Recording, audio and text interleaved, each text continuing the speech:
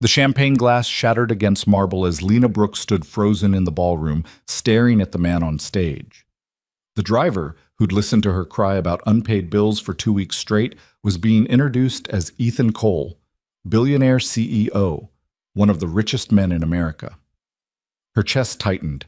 Every vulnerable confession she'd whispered in that car, every moment she'd treated him like just another working-class guy, all of it replayed in her mind like a cruel joke. He'd been testing her, watching her, and she'd had no idea. But before we get there, let me tell you how a poor waitress and a secret billionaire ended up in the same car on a freezing Chicago night, and why what happened between them would change everything. Stick around until the end, hit that like button, and drop a comment telling me what city you're watching from. I want to see how far this story travels. The wind off Lake Michigan cut through Chicago's downtown streets like broken glass. It was the kind of cold that made your bones ache, the kind that reminded you winter didn't care if you had a warm place to sleep or not. Lena Brooks had exactly $47 in her bank account and 3 days until rent was due. She stood outside the glass tower on West Monroe Street at 11:43 p.m., her feet screaming inside cheap black heels she'd bought at a discount store 2 years ago. The sole on the left one had split last month. She'd glued it back together twice already. Her catering uniform, black pants and a white button-down that never looked quite clean no matter how many times she washed it, smelled like salmon and champagne from the corporate event she'd just worked. The November air bit at her face as she pulled out her phone. Dead. Of course it was dead. She'd forgotten to charge it again because the outlet in her apartment was broken and her landlord kept promising to fix it but never did. Lena closed her eyes and did the math in her head for the 100th time that day. $47. Rent was $800. Her mom's medication was another $60. Bus fare for the week, $20. Groceries. She couldn't think about groceries right now.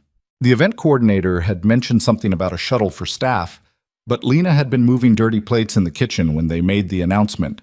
By the time she'd finished cleaning and changed out of the catering company's official uniform jacket, the lobby was empty except for security guards who looked at her like she might steal something.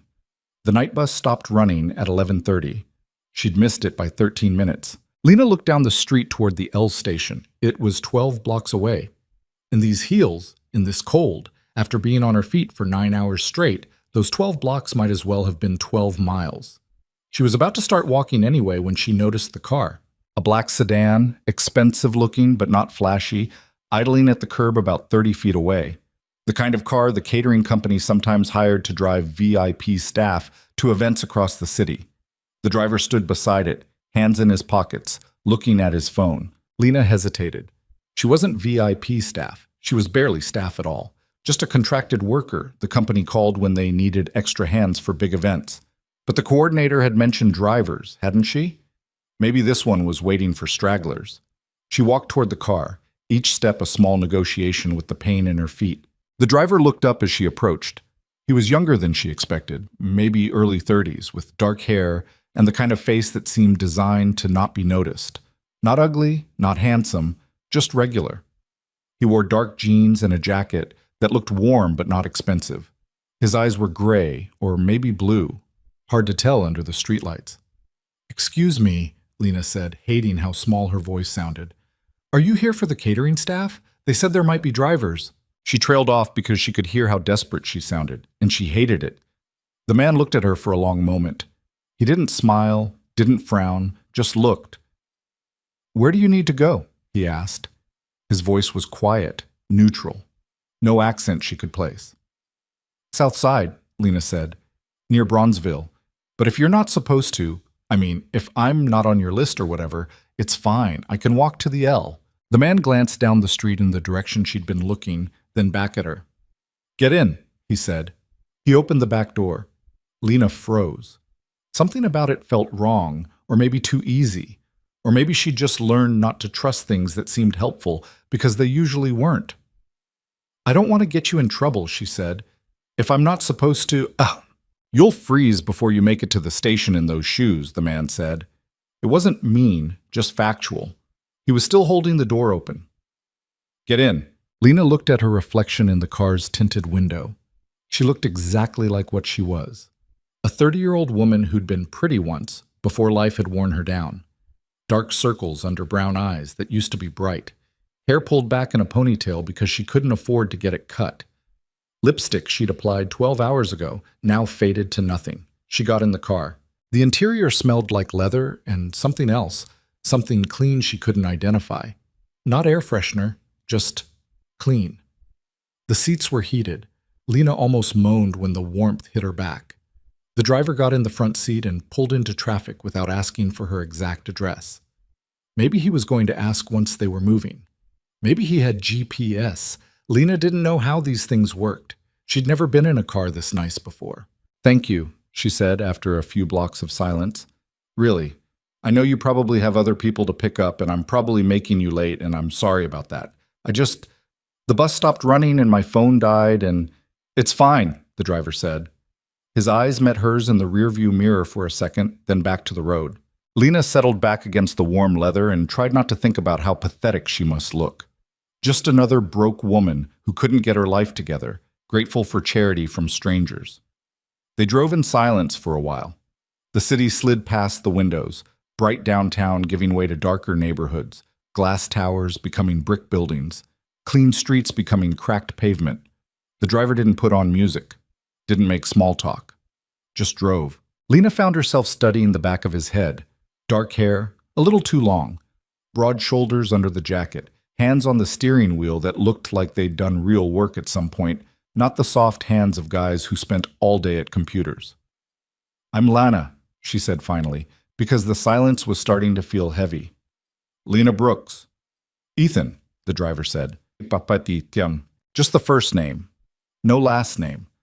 That felt right somehow, like they existed in a space where last names didn't matter because they'd never see each other again after tonight. "How long have you been driving for the catering company?" Lena asked. There was a pause, so brief she almost missed it. "Not long," Ethan said. "It's decent money, right? Better than waiting tables?" "I wouldn't know," Ethan said. "I've never waited tables." "Lucky you," Lena said, and she tried to keep the bitterness out of her voice but didn't quite manage it. "I've been doing it for 8 years, catering on the side when I can get the work. It's not exactly a career plan, but bills don't pay themselves." She should stop talking. She always did this when she was nervous, filled silence with words she'd regret later. But something about the quiet car, and the warm seats, and the fact that she'd probably never see this man again, made her keep going. "My mom needs medication," Lena heard herself say. "For her heart. Insurance won't cover all of it. I keep thinking if I just work enough shifts, I'll get ahead. But I never do. There's always something. Rent goes up, or the hot water heater breaks, or my shoes fall apart, and I need new ones, but I can't afford good ones, so I buy cheap ones that fall apart in 6 months, and then I'm back where I started." She pressed her lips together. "Stop talking, Lena." But Ethan didn't tell her to shut up, didn't change the subject, just kept driving. "Where's your father?" he asked after a moment. "Dead," Lena said. "Heart attack when I was 19, no life insurance. Mom couldn't work after that. Her own heart problems got worse from the stress. So it's been me taking care of both of us since then." "That's a lot for one person," Ethan said quietly. "Yeah, well." Lena looked out the window at the passing streetlights. "Life doesn't care what's a lot. You just do what you have to do." They were in Bronzeville now, getting close to her building. Lena recognized the corner store where she sometimes bought lottery tickets she knew she'd never win, the bus stop where she waited every morning at 6 a.m. to get to her day shift at the diner. "It's the next block," she said, "the brick building with the blue door. You can just drop me at the corner if that's easier." Ethan pulled up directly in front of her building. Lena reached for the door handle, then stopped. "I really appreciate this," she said. "You probably saved me from frostbite or worse. If there's any way I can pay you back. I mean, I know you were probably supposed to get paid by the company for this ride, and if I screwed that up for you by not being on the official list, I can try to—" "Don't worry about it," Ethan said. He was looking at her in the rearview mirror again, those gray-blue eyes that gave nothing away. "Still," Lena said. "Thank you."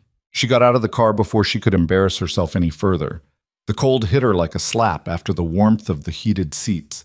She turned to wave, but the car was already pulling away, taillights disappearing down the dark street. Lena climbed the 3 flights to her apartment, her feet throbbing with each step. Inside, her mother was asleep in the bedroom they shared. Lena could hear her labored breathing through the thin wall. She sat down on the lumpy couch that served as her bed and pulled off her ruined heels. Tomorrow she'd work the breakfast shift at the diner, then she had a catering gig tomorrow night at some hotel downtown. 18 hours on her feet. She'd need to tape up the shoes, maybe put cardboard in the soles to cover the holes. Lena lay back and stared at the water-stained ceiling. She thought about the quiet driver who'd picked her up without asking questions, the warm car, the way he'd listened when she talked about her life without making her feel stupid for struggling. She'd probably never see him again. That was fine. That was normal. People like her didn't get fairy tale endings. They got Tuesday morning shifts and broken heels and $47 in the bank. Lena closed her eyes and tried to sleep. Outside. 3 days later, Lena was back at the same building on West Monroe Street. Different event, same job. Carrying trays of food to people who wouldn't remember her face 5 minutes after she handed them an appetizer. Smiling until her cheeks hurt, staying invisible. The event ended at 11:30 p.m. Again. And again, the staff shuttle had already left. Lena stood in the lobby, trying to decide if she should spend money on a rideshare she couldn't afford or risk the walk to the L station when someone spoke behind her. Need a ride? She turned around. Ethan stood there in the same jacket, hands in his pockets, expression unreadable. Lena's heart did something complicated in her chest. "What are you doing here?" she asked. "Waiting," Ethan said. "For me?" "The event just ended. Figured you might need a ride again." Lena stared at him. "How did you know I'd be working tonight?" Something flickered across Ethan's face, too quick to read. "Lucky guess," he said. "Car's outside." This time, Lena didn't hesitate. She followed him out to the black sedan and got in the back seat like it was the most natural thing in the world. The heated seats felt like coming home. They pulled into traffic. Lena waited for him to say something, but he didn't, just drove. "You're going to think I'm using you," she said finally, "like I'm taking advantage of your kindness or whatever. I'm not trying to do that. I can find another way home if this is weird." "Is it weird?" Ethan asked. "I don't know," Lena admitted. "I don't usually have people show up to give me rides. Actually, I don't ever have people show up to give me rides. So yeah, maybe it's a little weird." "Do you want me to stop coming?" Ethan asked. Lena opened her mouth to say yes, because that would be the smart thing, the safe thing. But what came out was, no. The corner of Ethan's mouth twitched. Not quite a smile, but close. "Then I'll keep coming," he said. They drove through the city. Lena watched the buildings pass and tried to figure out what was happening.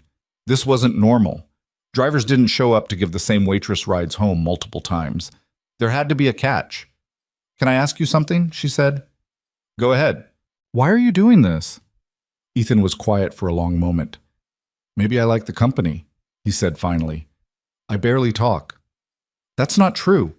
Last time you told me about your mother's heart medication and your broken shoes and how life doesn't care what's too much for one person." Lena felt heat rise to her cheeks. "I'm sorry. I shouldn't have—" "Don't apologize," Ethan said. "Most people only talk about themselves when they think it'll impress someone. You talk like you're just trying to figure it out. I find that—" He paused. "You find it what?" Lena asked. "Honest," Ethan said. They stopped at a red light. A group of drunk guys stumbled past the car, laughing. The city was alive around them, but inside the car it felt quiet, separate. "I got my paycheck today," Lena said. She didn't know why she was telling him this. $243 for 32 hours of work. That's after taxes. I did the math on the bus this morning. If I work every shift they offer me for the next 6 months, and if I don't eat anything except ramen, and if nothing breaks or goes wrong, I might be able to save enough to move my mom to a better apartment. One where the heat actually works and the pipes don't freeze. And I don't have to put buckets under the leak in the bathroom ceiling when it rains. That's the dream? Ethan asked quietly. An apartment where things work? That's the dream, Lena confirmed. Pathetic, right? Most people dream about vacations or new cars or falling in love. I dream about functional plumbing. It's not pathetic, Ethan said. It's practical. Practical is just another word for giving up, Lena said. The light turned green. They drove. Do you ever dream about anything impractical? Ethan asked. Lena laughed, and it came out more bitter than she meant it to. You want to know what I dream about? Really? Yes. I dream about walking into a grocery store and not having to check my bank account first. I dream about buying my mom the name brand heart medication instead of the generic that works half as well. I dream about wearing shoes that don't have holes in them. I dream about... She stopped herself. About what? Ethan asked. About being visible, Lena said quietly. About mattering to someone. About being more than just furniture, a waitress, a nobody. She stared out the window, embarrassed. Why couldn't she keep her mouth shut around this man? You're not furniture, Ethan said. You barely know me. I know you work 2 jobs to take care of your sick mother. I know you apologize for things that aren't your fault. I know you carry yourself like you're afraid of taking up too much space in the world. Lena looked at his reflection in the rearview mirror. How do you see all that? She asked. I pay attention, Ethan said simply. They were getting close to her building now. Lena felt a strange reluctance for the ride to end. In this car with this quiet stranger, she could pretend for a few minutes that she was someone else, someone worth paying attention to. Same time Friday? Ethan asked as he pulled up to her building. Lena blinked. I have another catering shift Friday. How did you... Lucky guess, Ethan said again. This time Lena caught it, the slight hesitation before he answered, like he was choosing his words carefully. Who are you? She asked.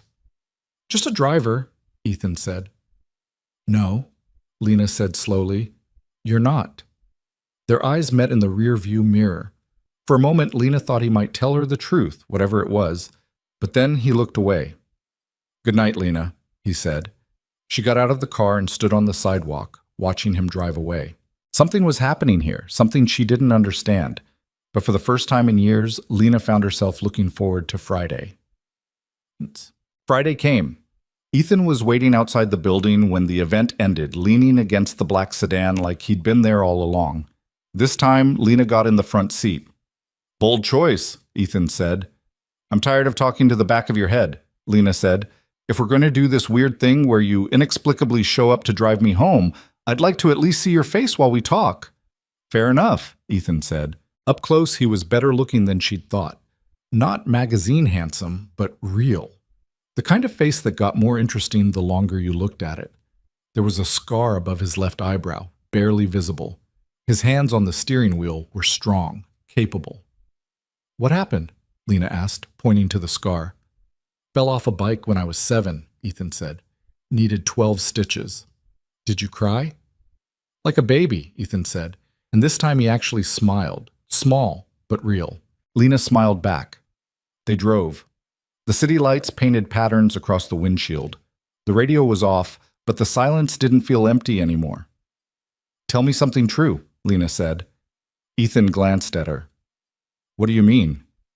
Something real. Something you don't usually tell people. We keep having these conversations where I spill my entire pathetic life story and you just listen. I want to know something about you. Ethan was quiet for so long Lena thought he wouldn't answer. I'm raising my daughter alone, he said finally. Her mother died 4 years ago. Cancer. She was 31. Lena felt her breath catch. Oh my God. I'm so sorry. Don't be, Ethan said, but his voice had changed, gotten quieter, more careful. It was a long time ago. How old is your daughter? 6. Her name is Sophie. Is she... Lena hesitated. Is she okay? I mean, losing her mom so young. She's resilient, Ethan said. Kids are. She doesn't remember her mother much anymore. Sometimes I don't know if that's better or worse. They stopped at a light. Ethan's hands tightened on the steering wheel. The hardest part, he said, is knowing I can give her everything except the one thing she needs most. I can't bring her mother back. I can't fix that. Lena reached out without thinking and touched his arm, just briefly. A connection. You're there, she said. That's not nothing. Ethan looked at her hand on his arm, then at her face. Thank you, he said. The light turned green. Lena pulled her hand back, suddenly self-conscious.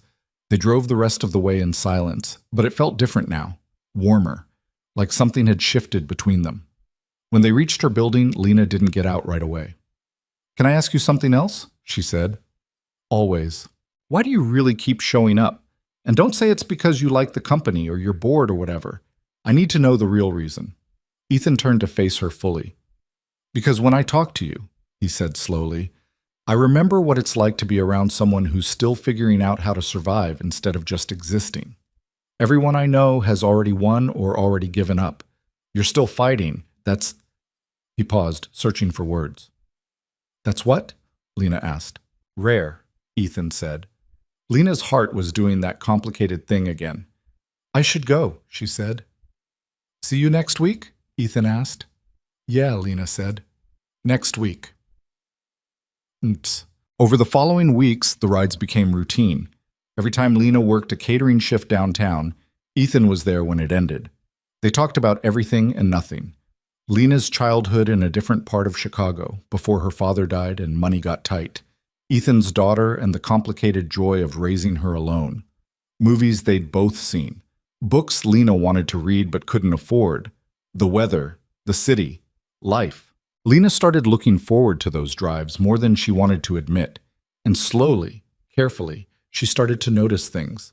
The way Ethan's jacket was always perfectly fitted, not off the rack like she'd first thought. The watch he wore. She'd Googled it one day at the library and nearly choked when she saw the price. The fact that he never seemed stressed about money, never mentioned bills or rent or any of the thousand small financial anxieties that consumed Lena's every waking moment. But she didn't ask, because asking meant potentially shattering whatever this was, and Lena wasn't ready to lose it yet. One rainy Tuesday in late November, everything changed. Lena's shift had been brutal. The event had run 3 hours overtime, and she'd been stiffed on the promised overtime pay. Her feet were bleeding inside her shoes. She'd worn through the cardboard inserts and hadn't had time to replace them. When she finally stumbled out of the building at 1 a.m., she was crying and trying to hide it. Ethan took one look at her face and opened the car door without a word. Lena collapsed into the passenger seat. Bad night, he asked quietly. They didn't pay me, Lena said, and the words came out choked. 3 extra hours, and they said there was a processing error, and I'll get the money next month, but my rent is due Friday, and I'm short $200, and I can't. She pressed her hands against her face, trying to stop the tears, but they kept coming. Years of exhaustion and fear and barely holding it together all came pouring out in the front seat of Ethan's car while rain hammered against the windows. I'm sorry, she gasped. I'm sorry, I'm not... Hey, Ethan said gently. It's okay. It's not okay, Lena said. Nothing's okay. I work so hard and it's never enough. I can't save money. I can't get ahead. I'm drowning and nobody cares and I'm so tired of pretending I'm fine when I'm not fine. I'm so far from fine, I can't even see fine anymore. She felt Ethan's hand on her shoulder, warm and steady. Breathe, he said. Just breathe for a second. Lena tried. Failed. Tried again.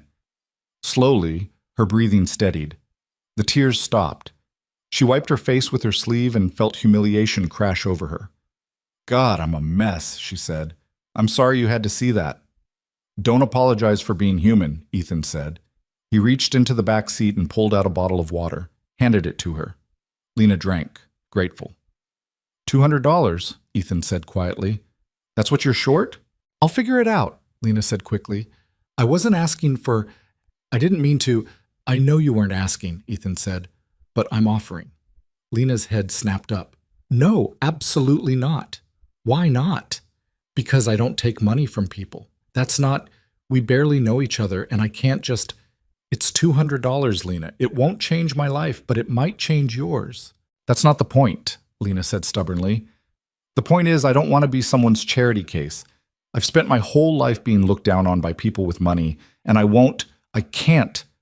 She stopped because her voice was rising again, getting shaky. Ethan was quiet for a moment. What if it's not charity? He said. What if it's just one person helping another person because they can? There's always a catch, Lena said. In my experience, when people with money offer to help, they want something back, always. What do you think I want? Ethan asked. Lena looked at him, really looked. His gray-blue eyes were steady, open, waiting for her answer. I don't know, she admitted. That's what scares me. I don't want anything, Ethan said. I just don't like watching you suffer when I have the ability to help. You don't know me, Lena said, but her resistance was weakening. I know enough, Ethan said. Lena stared down at her hands. $200, rent paid, 1 month without the sick fear of eviction, 1 month to breathe. If I say yes, she said slowly, it's a loan. I pay you back, every penny. Fine, Ethan said. I'm serious. I believe you. Lena took a shaky breath. Okay. Yes. Thank you. Ethan pulled out his wallet and counted out cash. $200 in 20s. He handed it to Lena like it was nothing, like he hadn't just handed her survival. Thank you, Lena said again, her voice barely a whisper. You don't know what this means. I think I do, Ethan said quietly. They sat in the rain-dark car, and something unspoken settled between them. Something bigger than money, more complicated than kindness. Lena folded the bills carefully and put them in her pocket. I'm going to pay you back, she said. I know, Ethan said, but they both knew she probably wouldn't be able to. Not for a long time. Not unless something changed. That night, lying on her lumpy couch bed, Lena thought about Ethan's hands counting out 20s like they were nothing. The expensive watch, the perfect jacket, the car that probably cost more than she'd earn in 5 years. Just a driver, he'd said. Lena was starting to suspect that was a lie. But she was also starting to suspect she didn't care. The $200 bought Lena exactly 18 days of breathing room before the next crisis hit. Her mother's prescription ran out on a Wednesday. The pharmacy tech, a tired woman with gray roots showing through bad dye job, handed Lena a slip of paper with a number on it that made her stomach drop. $340, the tech said. Insurance rejected the claim. You'll need to pay out of pocket or wait while we file an appeal, which could take 3 to 6 weeks. She can't wait 6 weeks, Lena said, trying to keep her voice steady. She needs this medication. Her doctor said, I understand, hun, but that's what it costs without insurance. Lena stood at the counter, that slip of paper burning in her hand, while other customers shuffled impatiently behind her. $340. She had $87 in her account after paying rent. I'll come back, she said. At home, her mother sat in the worn armchair by the window, the one with the spring poking through that they kept meaning to fix. She looked smaller every day, her skin the color of old newspapers. Did you get my pills? She asked. They're processing the refill, Lena lied. Should be ready tomorrow. Her mother nodded, too tired to question it. She'd been out of the medication for 2 days already. By tomorrow, Lena would need to tell her the truth. By the day after, her mother's hands would start shaking. By the end of the week, her heart would start doing that irregular flutter thing that had sent her to the ER twice last year. Lena made her mother soup from a can and helped her to bed. Then she sat on the couch and stared at her phone, at Ethan's number that he'd given her 3 weeks ago just in case. She typed out a message, deleted it, typed another one. Deleted that too. She couldn't ask him for more money. She'd barely started paying back the first loan, $20 here, $30 there, when she could manage it. Asking for more would make her exactly what she was afraid of being, a user, someone who took advantage of kindness. But her mother needed those pills. Lena's fingers moved before her brain could stop them. I know I already owe you money, but my mom's medication. Insurance won't cover it. I wouldn't ask if it wasn't urgent. She hit send before she could delete it. The 3 dots appeared almost immediately. How much do you need? Lena closed her eyes, hated herself a little bit more. $340. I'll pay you back. I promise I'll pay you back. Stop promising. What pharmacy? She gave him the address. 20 minutes later, her phone rang. It's paid for, Ethan said without preamble. They'll have it ready in an hour. Lena couldn't speak for a moment. Her throat had closed up. Lena, you there? Why are you doing this? She whispered. Because your mother needs medication and you need help, Ethan said, like it was the simplest thing in the world. I don't understand you, Lena said. I don't understand why you care. There was a long pause. Maybe I'm starting to care too much, Ethan said quietly. Does that scare you? Yes, Lena admitted. Does it scare you enough to want me to stop? Lena thought about her mother in the next room, struggling to breathe. She thought about Ethan's calm voice and the way he showed up and the warmth of his car. She thought about how long it had been since anyone had cared whether she survived or drowned. "No," she said. "Good," Ethan said. "I'll pick you up Friday after your shift." He hung up before she could thank him again. Lena picked up the medication an hour later. Walking home with the white paper bag, she felt the weight of it, not just the physical weight, but what it represented. Debt, dependence, the slow erosion of her independence that she'd fought so hard to maintain. But her mother would be okay for another month. Sometimes survival required swallowing your pride. Friday came. Ethan was waiting, as always. Lena got in the passenger seat and sat there for a moment without speaking. The car smelled like coffee. There were 2 cups in the holders. "Black, no sugar, right?" Ethan said. "How did you know?" "You mentioned it once, 3 weeks ago. You said people who put sugar in coffee are lying to themselves about liking coffee." Lena picked up the cup, stunned that he'd remembered such a throwaway comment. "Thank you," she said. "For the coffee, for the medication, for everything." "You're going to wear out those words," Ethan said, pulling into traffic. "What words?" "Thank you. If you keep saying it for every little thing, it'll stop meaning anything." "Paying for my mother's medication isn't a little thing," Lena said. "To you it's not," Ethan said. "To me it's just money." "Must be nice," Lena said, and she couldn't quite keep the edge out of her voice. "Having so much money that $340 is just nothing." Ethan glanced at her. "You're angry." "I'm not angry." "You sound angry." Lena took a sip of coffee, buying herself time. "I'm not angry at you. I'm angry at myself for needing help. And I'm angry at the world for being set up so that people like you have money to throw around, while people like me can't afford to keep our parents alive. But mostly I'm just tired, so tired of struggling." "I know," Ethan said quietly. "Do you?" Lena turned to face him. "Do you really know what it's like? Because from where I'm sitting, you seem pretty comfortable. Nice car, expensive watch, enough disposable income to pay a stranger's bills without blinking. That doesn't sound like someone who knows what struggling means." Ethan's jaw tightened almost imperceptibly. "You're right," he said. "I don't know what it's like to be in your position. I haven't for a long time." "But you did once?" Lena asked, catching the implication. "Everyone comes from somewhere," Ethan said, which wasn't really an answer. They drove in silence for a while. Lena watched the city slide past and felt bad for snapping at him. He was helping her. He didn't have to, and he was. And here she was, being ungrateful. "I'm sorry," she said. "That was unfair. You're being generous, and I'm being a jerk about it." "You're being honest," Ethan said. "I prefer that to false gratitude." "It's not false," Lena said. "I am grateful.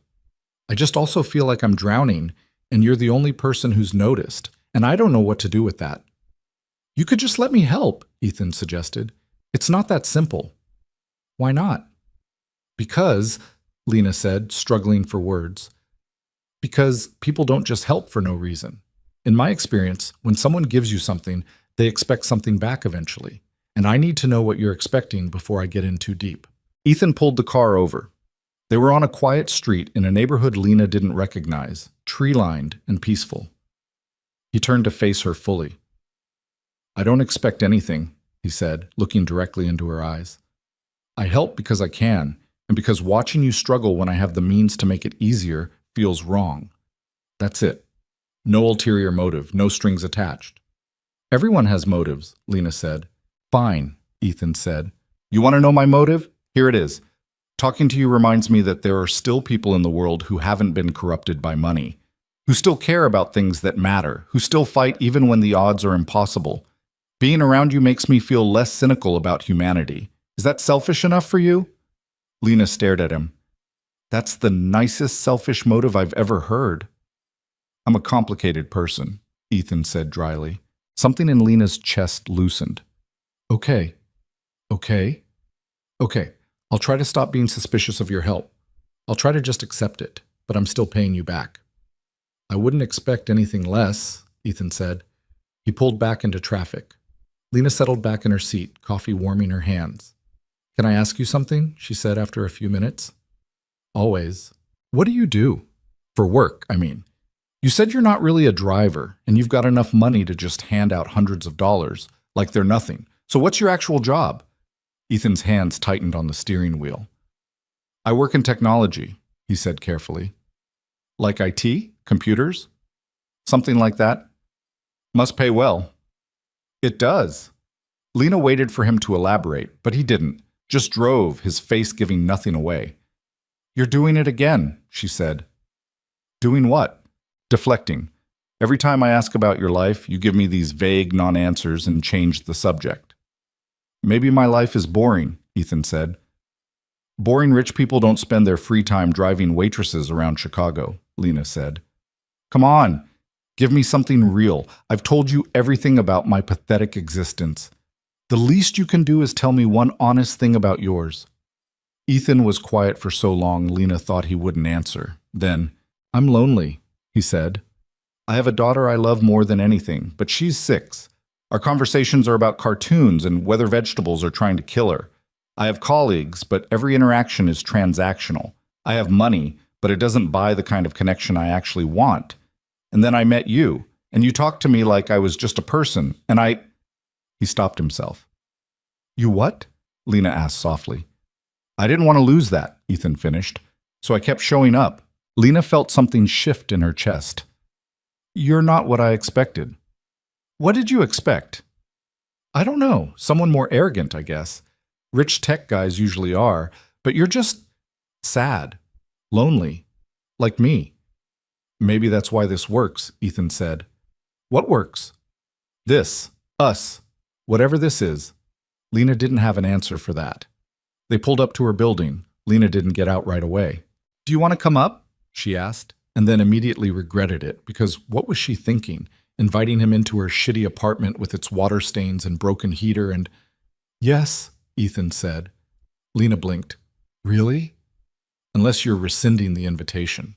No, Okay, but I'm warning you, it's not nice. It's actually pretty depressing. I'll survive, Ethan said. They climbed the 3 flights of stairs, Lena's cheeks burning with embarrassment at every stain on the carpet, every crack in the walls. This was a mistake. He was going to see how she really lived and realize she was a charity case, and this is it, she said, unlocking the door to the tiny 1-bedroom. Welcome to poverty. Ethan stepped inside and looked around. The apartment was small enough to see everything from the doorway. The couch bed where Lena slept, the kitchenette with its ancient appliances, the bedroom door slightly ajar where her mother was sleeping. You sleep on the couch, Ethan said. It wasn't a question. Mom needs the bedroom, Lena said defensively. It's not a big deal. Ethan walked over to the window, looked out at the view of the alley and the building across the way. How long have you lived here? He asked. 8 years, since Dad died. And you've been taking care of your mother the whole time. Someone has to. Ethan turned to face her. You're 29 years old, Lena. You should be living your life, not sacrificing everything for... Don't, Lena said sharply. Don't tell me I'm sacrificing too much. She's my mother. This is what you do for family. Even when it's destroying you? I'm not being destroyed. I'm just tired. You're drowning, Ethan said quietly. And you're so used to it, you don't even realize it anymore. Lena felt tears prick at her eyes. What am I supposed to do? Abandon her? Let her die because I want to live my own life? What kind of person does that? A person who acknowledges they can't save everyone, including themselves, Ethan said. Easy for you to say, Lena shot back. You have money. You have options. I have this. She gestured around the apartment. This is all I have. This and my mother and my stupid jobs that barely pay enough to keep us fed. So don't stand in my shitty apartment and tell me I should be living differently when you have no idea what it's like to have no choices. Ethan crossed the small space between them. You're right, he said. I'm sorry. That was out of line. Lena wiped at her eyes angrily. I didn't invite you up here so you could tell me my life is depressing. Why did you invite me up? Lena looked at him, at his gray blue eyes that saw too much, at his expensive jacket in her cheap apartment, at the impossible distance between their worlds. I don't know, she admitted. Maybe because I'm tired of pretending everything's fine. Maybe because you're the only person who seems to actually see me. Maybe because I'm lonely, too. Ethan reached out and tucked a strand of hair behind her ear. The gesture was so gentle, so unexpected, that Lena froze. I should go, he said quietly, before I do something I shouldn't. Like what? Like kiss you, Ethan said. Lena's heart stopped. Would that be so terrible? She asked. Yes, Ethan said, because you owe me money, and you're vulnerable, and the power dynamic here is completely wrong. It would be taking advantage. What if I don't care about the power dynamic? You should, Ethan said. You should care that I have all the power and you have none. You should care that you might feel obligated because of the money. You should care that this could ruin what we have. And what do we have? Lena asked. I don't know yet, Ethan said, but I don't want to destroy it by moving too fast. He stepped back, putting distance between them. I'll see you next week, he said. Then he left. Lena stood in her empty apartment, touching the place where his fingers had brushed her hair, and wondered if she'd just imagined the whole thing. The next 2 weeks passed in a strange haze. Ethan still showed up for her shifts, but something had changed. They talked less. The silences felt heavier. Lena caught him looking at her sometimes with an expression she couldn't read. She wanted to ask what he was thinking, but was afraid of the answer. On a Tuesday in mid-December, everything came to a head. Lena was walking home from the diner. It was only 6 p.m., still light enough to see, when she spotted a woman stranded on the side of the road. The woman's car hood was up, steam rising from the engine. 2 small kids sat in the back seat, scared. Lena should have kept walking. She was already late for her catering shift. She had exactly $12 in her pocket and needed every penny. But the woman looked terrified, and the kids were crying, and Lena couldn't just walk past. Need help? She asked. The woman jumped, then relaxed when she saw Lena was another woman, not a threat. My car just died, she said. I don't know what happened. It was fine this morning, and now... Her voice cracked. I can't afford a tow truck, and I need to get my kids to my mother's before my shift starts. If I'm late again, I'll lose my job. Lena looked at the crying kids, at the woman's worn-out face, at the desperation that looked too familiar. How far away is your mother's house? Lena asked. 4 miles, but I can't leave my car here. They'll ticket it, and I can't afford... Wait here, Lena said. She walked to the corner and flagged down a ride share. When the driver pulled up, she gave him the address and handed him her last $12. This woman and her kids need to get there, Lena said. This should cover most of it. She'll pay you the rest when you arrive. I can't, the woman started. Yes, you can, Lena said firmly. Get your kids to your mother's. Call a friend about the car. You can handle one crisis at a time. You don't have to handle them all at once. The woman's eyes filled with tears. Thank you. I don't even know your name. You don't need to, Lena said. Just pay it forward someday. The car pulled away with the woman and her crying children. Lena stood on the corner and realized she'd just given away her bus fare. Her shift started in 40 minutes on the other side of the city. She was going to be late. Again. She pulled out her phone and called the catering company. I'm so sorry, she told the manager. I had an emergency. I'm going to be at least an hour late. Don't bother coming in, the manager said coldly. This is the 3rd time this month. You're done. The line went dead. Lena stood there, phone in hand, and felt the last pieces of her life crumble. No job. No money. Rent due in 2 weeks. She sank down onto the curb and started to laugh. Because if she didn't laugh, she'd cry, and she was so tired of crying. Her phone buzzed. Where are you? Ethan's text said. Lena looked at the message for a long time. Then she sent him her location. He pulled up 15 minutes later, took one look at her face, and got out of the car. What happened? He asked, sitting down next to her on the curb. Lena told him, the stranded woman, the $12, getting fired. You gave away your last money to help a stranger, Ethan said, even though it meant losing your job. I'm an idiot, Lena said. No, Ethan said. You're extraordinary. Lena laughed bitterly. Extraordinarily broke, extraordinarily unemployed, extraordinarily screwed. Come work for me, Ethan said. Lena turned to stare at him. What? My company needs people for the holiday charity drive. It's temporary, but it pays well. Better than catering. I can get you in tomorrow. I can't take another handout from you, Lena said. It's not a handout. It's a job. You'd be working, earning a paycheck. You'd actually be doing me a favor. I'm understaffed and behind schedule. What kind of work? Organizing donations, coordinating with shelters, making sure people who need help actually get it. It's grunt work, but it matters. Lena studied his face. You're making this up. You're creating a job because you feel sorry for me. I'm creating a job because you just proved you're exactly the kind of person I need, Ethan said. Someone who actually cares about helping people instead of just checking boxes. The pay is $25 an hour, 4 weeks of work. Take it or leave it. $25 an hour. Lena did the math in her head. Full-time for 4 weeks, that was $4,000. Enough for rent, enough for her mother's medication, enough to breathe for a few months. Okay, she said quietly. Okay? Okay, I'll take the job. Thank you. Ethan stood and offered her his hand. She took it, let him pull her to her feet. One condition, he said. What? Stop thanking me for everything. It's a job, not a gift. You'll earn it. Lena nodded. Okay. No more thank yous. I didn't say that, Ethan said, and there was the ghost of a smile on his face. I just said stop thanking me for everything. There's a difference. They got in the car. Lena leaned back against the seat, exhausted. You scare me, she said quietly. Why? Because you keep saving me. And I'm starting to need you to, and that terrifies me. Ethan didn't answer right away. He just drove, his profile illuminated by passing streetlights. For what it's worth, he said finally, you scare me too. Why? Because I've spent 4 years keeping everyone at a distance, and then you showed up and just walked right past all my walls like they weren't even there. I didn't mean to, Lena said. I know, Ethan said. That's what makes it worse.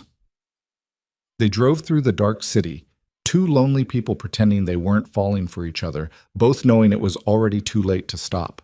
The lobby of Cole International took up the entire ground floor of the building where Lena had worked catering shifts for months. She'd walked past the massive reception desk dozens of times carrying trays, invisible in her server's uniform.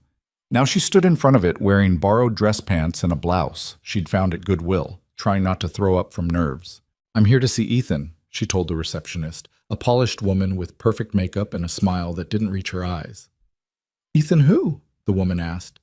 Just Ethan. He said to come to the lobby at 9 and someone would...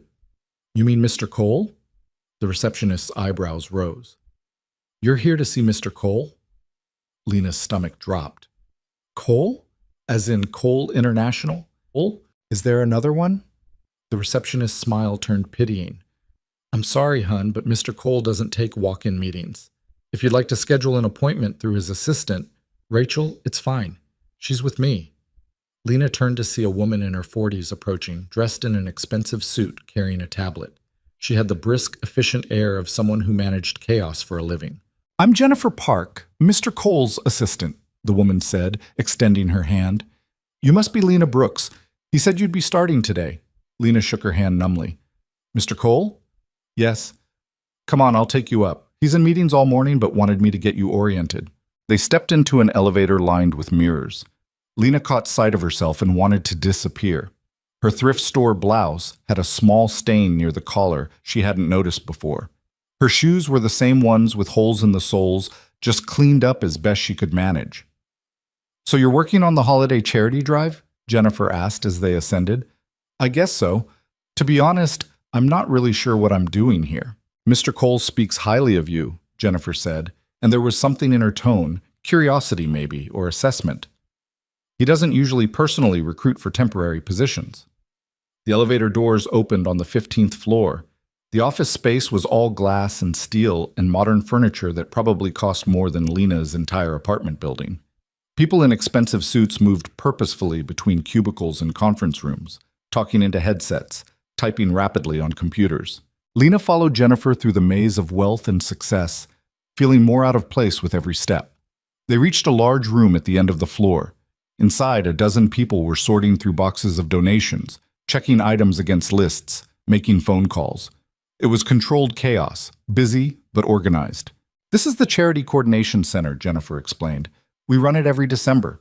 Mr. Cole started it 7 years ago. Your job will be intake management, checking donations as they arrive, categorizing them, coordinating with the shelters and community centers that will receive them. That's it? Lena asked. That's the whole job? It's more work than it sounds like. We process about 10,000 individual donations in 4 weeks. Everything from canned food to winter coats to children's toys. It all needs to be logged, sorted, and distributed efficiently. Think you can handle it? Yes, Lena said, more confidently than she felt. Jennifer handed her the tablet. Good. Your supervisor is Marcus. That's him over there, tall guy with the glasses. He'll walk you through the system. Your shift is 9 to 5, Monday through Friday. Time and a half if you work weekends, which we'll probably need. Any questions? About 1,000, but Lena shook her head. Jennifer studied her for a moment. Can I give you some advice? Sure. Whatever's going on between you and Mr. Cole, keep it professional while you're here. Office gossip spreads faster than a virus, and people will make assumptions. Don't give them ammunition. Heat flooded Lena's face. There's nothing going on.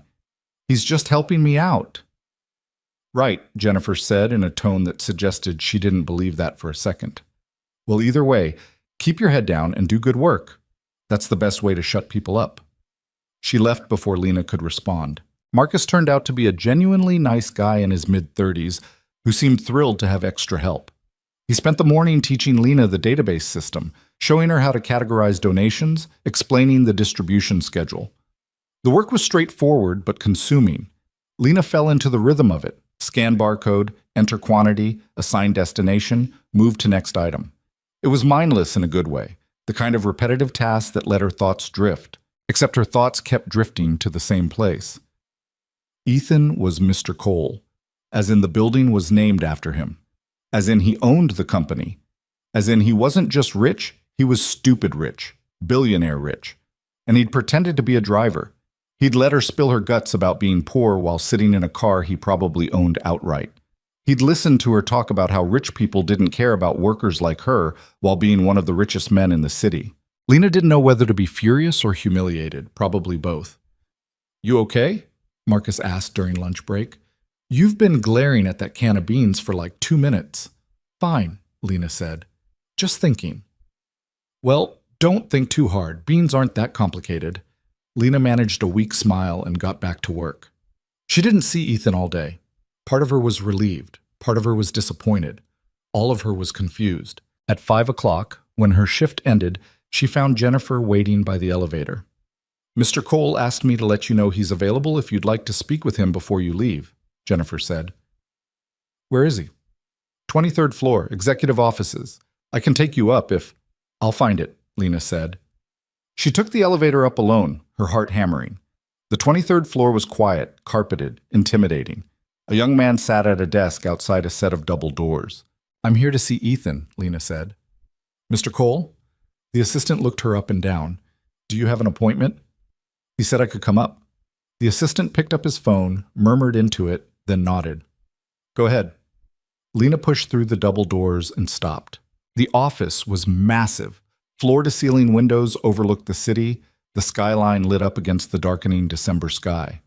The furniture was sleek and modern. Framed photos lined one wall. Ethan with various important-looking people. Ethan cutting ribbons. Ethan shaking hands with what looked like a mayor or governor. And in the center of it all, behind a desk that probably cost more than Lena's annual income, sat Ethan. He stood when she entered. Lena. Don't, she said. Don't what? Don't say my name like we're friends. Don't act like this is normal. Don't... She gestured around the office. You lied to me. I never lied, Ethan said carefully. You let me think you were a driver. You assumed I was a driver. I just didn't correct you. That's the same thing. Is it? Ethan came around the desk. Would you have talked to me the same way if you'd known who I was? That's not the point. That's exactly the point, Ethan said.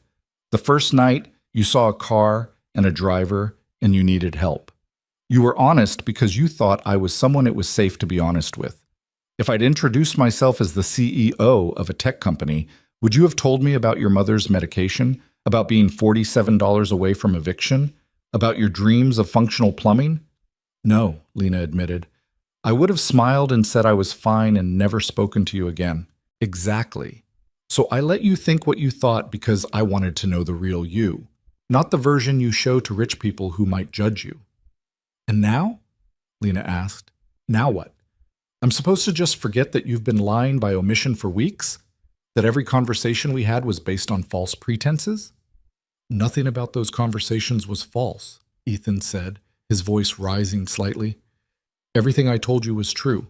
My daughter, my wife dying, being lonely, all of it was real. You left out the part where you're a billionaire, because it's not the part that matters. They stared at each other across the expensive office, both breathing hard. This is exactly what I was afraid of, Lena said quietly. This is why I didn't want to owe you money. Because now I find out you're not just some guy with a decent job. You're... She waved her hand helplessly at the office. This, and I'm just some broke waitress you felt sorry for. Don't, Ethan said sharply. Don't reduce what we have to pity. You know it's more than that. Do I?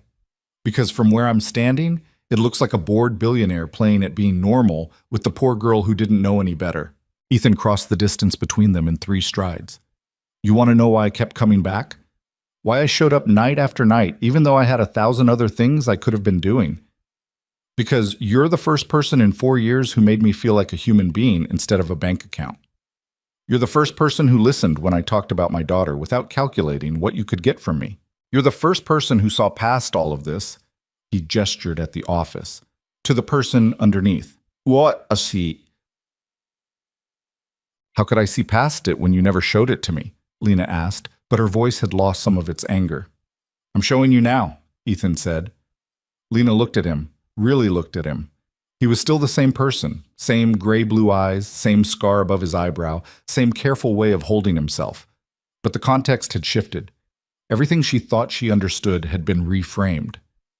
I don't know how to do this, she said. I don't know how to be around you now that I know. Try being around me the same way you did before, Ethan suggested. It's not that simple. Why not? Because before we were just 2 people. Now we're... She struggled for words. We're a billionaire and someone who owes him money. The power dynamic is completely... The power dynamic was always there, Ethan interrupted. I had money. You didn't. That didn't change. The only thing that changed is now you know the full extent of it. That's a pretty big extent, Lena said. Does it change how you feel about me? The question hung in the air between them. I don't know, Lena said honestly. Ask me again when I'm not so angry. Fair enough, Ethan said. Lena walked to the window and looked out at the city. From up here, it looked beautiful. Lights sparkling like stars, streets neat and organized. Nothing like the messy reality she lived in down below. Why did you give me this job? She asked. Because you needed one and I had it available. And that's it? There's no ulterior motive? Ethan came to stand beside her at the window. I wanted you close. Is that ulterior enough? Close for what? I don't know yet, Ethan admitted. I just know I'm not ready to stop seeing you. Lena turned to face him. What do you want from me, Ethan? Honestly, I have no idea. I haven't thought this through. I just know that when I'm with you, I remember what it feels like to care about something other than profit margins and stock prices. And I don't want to lose that. I'm not some magic cure for your existential crisis, Lena said. I know that. And I can't be your charity project. You're not? Then what am I? Ethan looked at her, and for the first time since she'd met him, his careful mask slipped completely. You're the person I think about when I wake up in the morning, he said quietly. You're the reason I started looking forward to 11 p.m. instead of dreading another empty evening. You're the first woman since my wife died that I've wanted to know everything about. And that terrifies me because I have no idea what to do with it. Lena felt her anger crack and crumble. You're an idiot. Probably. You should have told me the truth from the beginning. Would you have given me a chance if I had? No, Lena admitted, but at least I wouldn't feel like such a fool now. You're not a fool, Ethan said. You're cautious and self-protective, and those are good things. I'm sorry I put you in a position where you feel betrayed. That wasn't my intention. Lena sighed. I know, I need time to process this. All of it. Take all the time you need, Ethan said. The job is yours regardless. No strings attached. Everything has strings, Lena said. Not this. I promise. Lena studied his face, looking for signs of deception, but all she saw was sincerity. Okay, she said finally. I'll stay. But we need boundaries. Work is work. Whatever this other thing is, it stays separate. Agreed, Ethan said. And you don't get to use your money to fix my problems anymore. If I need help, I'll ask. But no more surprise medication payments or random handouts. That's going to be difficult, Ethan said. Try, Lena said firmly. Fine. Anything else? Yeah, stop looking at me like that. Like what? Like you want to kiss me, Lena said, her heart hammering. That's going to be even more difficult, Ethan said quietly. The air between them felt charged, electric. Lena knew she should leave, should walk out of his office and maintain the professional boundaries she'd just insisted on. Should not let this complicated, impossible situation get any more complicated. Instead, she stayed exactly where she was. We should be smart about this, she said. Probably, Ethan agreed. This is a terrible idea. The worst. So why aren't either of us moving? I have no idea, Ethan said. His phone rang, shattering the moment. He ignored it. It rang again. You should get that, Lena said. It can wait. Ethan. He sighed and picked up the phone. What? Lena couldn't hear the other side of the conversation, but she watched Ethan's expression shift from irritation to concern. When? Is she okay? I'll be right there. He hung up and grabbed his coat. I have to go. Sophie's school called. She's sick. Go, Lena said. I'll see you tomorrow. Ethan hesitated at the door. We're okay? We're something, Lena said. I'm still figuring out what. He left in a rush, and Lena stood alone in the massive office, trying to make sense of everything that had just happened. The rest of the week passed in a blur of work. Lena threw herself into the donation sorting, grateful for the distraction. She was good at the job, Marcus told her. Fast, accurate, thorough. It felt good to be competent at something. She saw Ethan in passing a few times, walking through the office, in meetings visible through glass walls, once in the elevator where they made awkward small talk about the weather. It was strange and stilted and nothing like their comfortable car conversations. Lena missed the ease they'd had before, but she didn't know how to get it back. On Friday afternoon, Jennifer appeared at Lena's workstation. Mr. Cole needs to see you, she said. What for? He didn't say. Conference room C, third door on the left. Lena found the conference room. Ethan was inside, but he wasn't alone. A small girl with dark hair and Ethan's eyes sat at the table coloring. Sophie, Ethan said. This is my friend Lena. Lena, this is my daughter. Sophie looked up and smiled. She was missing one of her front teeth. Hi, she said. Do you work with my dad? I do, Lena said, caught off guard. He says you're really nice. Are you really nice? Sophie, Ethan said, a warning in his voice. It's okay, Lena said, sitting down across from the girl. I try to be nice. Whether I succeed is debatable. Sophie giggled. That's a funny way to talk. What are you drawing? Lena asked. A unicorn, but it looks like a horse with a carrot on its head. Lena looked at the drawing. Sophie wasn't wrong. Maybe it's a horse that ate a carrot and it got stuck? Sophie laughed harder. That's silly. Sorry to ambush you, Ethan said to Lena. My babysitter canceled last minute, and I have a meeting I can't reschedule. I was hoping you could keep an eye on her for an hour. You want me to watch your daughter? Lena asked, surprised. Only if you're comfortable. If not, I can... It's fine, Lena said. I can do it. You're sure? Ethan, I've worked in food service for 8 years. I can handle one 6-year-old. Famous last words, Ethan said, but he looked relieved. I'll be back as soon as I can. Sophie, be good for Lena. I'm always good, Sophie said, not looking up from her drawing. Ethan left. Lena and Sophie sat in the conference room, the only sound the scratch of crayons on paper. Are you my dad's girlfriend? Sophie asked suddenly. Lena nearly choked. What? No, we're just friends. He talks about you a lot, Sophie said matter-of-factly. He never talks about ladies except for Jennifer. And she's old.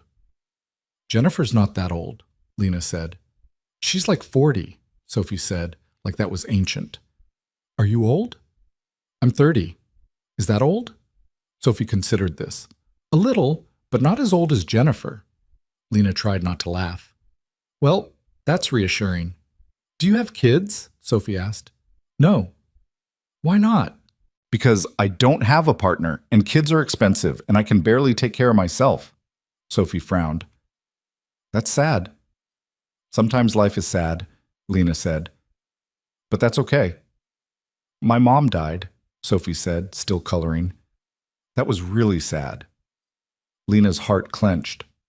I heard. I'm sorry. It's okay. I don't really remember her. Dad has pictures, but they just look like some lady. Sophie looked up. Is that bad, that I don't remember? No, Lena said gently. It's not bad. You were really young. Dad remembers. Sometimes he gets sad when he looks at her pictures, but he doesn't cry. Grown-ups aren't supposed to cry. Who told you that? Dad. Your dad is wrong, Lena said. Grown-ups cry sometimes. It's okay to be sad. Sophie thought about this. Do you cry? Sometimes, Lena admitted. About what? Lots of things. Money, my mom being sick, being tired, feeling alone. I feel alone sometimes too, Sophie said quietly. Even when Dad's there. Is that weird? No, Lena said. That's really normal, actually. They sat together in comfortable silence. Sophie went back to her unicorn horse. Lena watched her and felt something shift in her chest. This was Ethan's whole world, the small, observant child who said profound things without realizing it. This was what he went home to every night. This was what mattered to him more than money or success or anything else. Can I tell you a secret? Sophie asked. Sure. I wish Dad had a girlfriend, not because I need a mom or anything, just because he's lonely. He thinks I don't notice, but I do. He has you, Lena said. That's different, Sophie said wisely. I'm his kid. He needs a grown-up friend who's not at work. He has those, Lena said. No, he doesn't, Sophie said. He just has people who want his money. You're the only person who talks to him normal. How do you know that? Because he smiles different when he talks about you, Sophie said. Like a real smile, not a work smile. Before Lena could respond, Ethan returned. How was she? He asked. Perfect, Lena said. We had a great chat. Uh-oh, Ethan said. What did she tell you? Nothing, Sophie said innocently. We just talked about unicorns. Ethan looked between them suspiciously, but didn't press. Come on, kiddo, time to go home. Can Lena come? Sophie asked. Sophie, please, I want to show her my room. Ethan looked at Lena helplessly. You don't have to. I'd like to, Lena said, surprising herself. That's okay. Something crossed Ethan's face. Relief, maybe. Or hope. Yeah, he said. That would be okay. They took Ethan's car, a different one than the black sedan, something bigger and more family-friendly. Sophie chattered the whole way about school and friends, and a boy named Marcus who ate glue. The house was in Lincoln Park, 3 stories of brick and glass that probably cost more than Lena would earn in 5 lifetimes. But inside it was surprisingly warm, lived in. Sophie's drawings covered the fridge, toys scattered the living room, photos lined the hallway, Sophie as a baby, Sophie learning to walk, Sophie at various ages with Ethan. And a few photos of a woman Lena assumed was Ethan's late wife. She'd been beautiful, young, smiling in every picture. That's Mom, Sophie said, following Lena's gaze. Dad says she was the best person he ever knew. I'm sure she was, Lena said softly. Sophie dragged Lena upstairs to see her room, which was an explosion of pink and purple and stuffed animals. They played with dolls for a while, Sophie narrating elaborate stories about princesses and dragons. When they came back downstairs, Ethan had made dinner. Nothing fancy, just pasta and sauce. But he'd set the table for 3. Stay, he said to Lena. Please. So she did. They ate together, the 3 of them, while Sophie told stories that went nowhere and Ethan listened with patience. It felt domestic, normal, like something Lena had never had but always wanted without knowing it. After dinner, Sophie begged Lena to read her a bedtime story. Ethan started to object, but Lena said yes before he could. She sat on Sophie's bed reading about a mouse who wanted to be a princess, while Sophie's eyes got heavier and heavier. By the last page, she was asleep. Lena found Ethan in the kitchen, loading the dishwasher. She likes you, he said. I like her too. She's special. Yeah, Ethan said softly. She is. I should go, Lena said. I'll drive you. It's okay. I can take the bus. Lena, let me drive you. So she did, one more time, in the car where this all started. But this time it felt different, heavier with possibility. Thank you, Ethan said as they pulled up to her building. For today. For being patient with Sophie. For staying. She told me you're lonely, Lena said. She's 6. What does she know? More than you think, apparently. Ethan was quiet for a moment. Is she right? Yeah, Lena said. But so am I. So maybe that's something we have in common. Maybe, Ethan agreed. Lena reached for the door handle, then stopped. I don't know how to do this, she said. I don't know how to be around you without getting hurt. The gap between our lives is too big. You live in a house with 3 floors and I sleep on a couch. You have money and power and options, and I have debt and desperation. How is this supposed to work? I don't know, Ethan said honestly, but I'd like to find out. If you're willing to try. Lena looked at him. This impossible man who'd driven her home night after night, who'd paid for her mother's medication, who had a daughter that made his eyes light up when she talked, who was lonely in the middle of all his success, who looked at Lena like she mattered. Okay, she said quietly. Let's try. Trying turned out to be more complicated than either of them expected. The office made everything harder. People noticed when Ethan stopped by the Charity Coordination Center more often than necessary. They noticed when Lena smiled at him differently than she smiled at Marcus or the other volunteers. They noticed when he brought her coffee in the morning, always black with no sugar. You need to be more careful, Jennifer told Lena one afternoon, appearing at her workstation with a stack of files. The rumor mill is already working overtime. We're not doing anything wrong, Lena said defensively. I didn't say you were. I'm saying perception matters, especially for him. Jennifer lowered her voice. Mr. Cole has worked incredibly hard to build his reputation. One whiff of impropriety with an employee and the board will have a field day. I'm temporary staff for a charity program, Lena said. Not exactly a scandal. You'd be surprised what people can turn into a scandal when they want to. Jennifer's expression softened slightly. Look, I'm not trying to be difficult. I actually think you're good for him. I haven't seen him this present in years. Just be smart about it. For both your sakes. She left before Lena could respond. That evening, Lena brought it up during dinner at Ethan's house. It had become a routine over the past 2 weeks. She'd finish work, he'd drive her to his place, they'd make dinner together while Sophie did homework at the kitchen table. It felt dangerously domestic. Jennifer warned me about office gossip today, Lena said, chopping vegetables while Ethan stirred sauce on the stove. What did she say? That we need to be more careful, that people are talking. Ethan's jaw tightened. Let them talk. Easy for you to say. You're the boss. I'm the broke temporary worker who's probably only here because she's sleeping with you. You're not sleeping with me, Ethan pointed out. They don't know that. Do you care what they think? Lena set down the knife. I care that people assume the only reason a man like you would pay attention to a woman like me is because you're getting something out of it. What's a woman like you? Ethan asked, turning to face her. Poor, uneducated, forgettable. Stop, Ethan said sharply. You're none of those things. I didn't finish college, Lena said. I work minimum wage jobs. I live in a 1-bedroom apartment with broken plumbing. Those are just facts. Those are circumstances, Ethan corrected. They're not who you are. They're exactly who I am, Lena said tiredly. I'm starting to think you don't see that.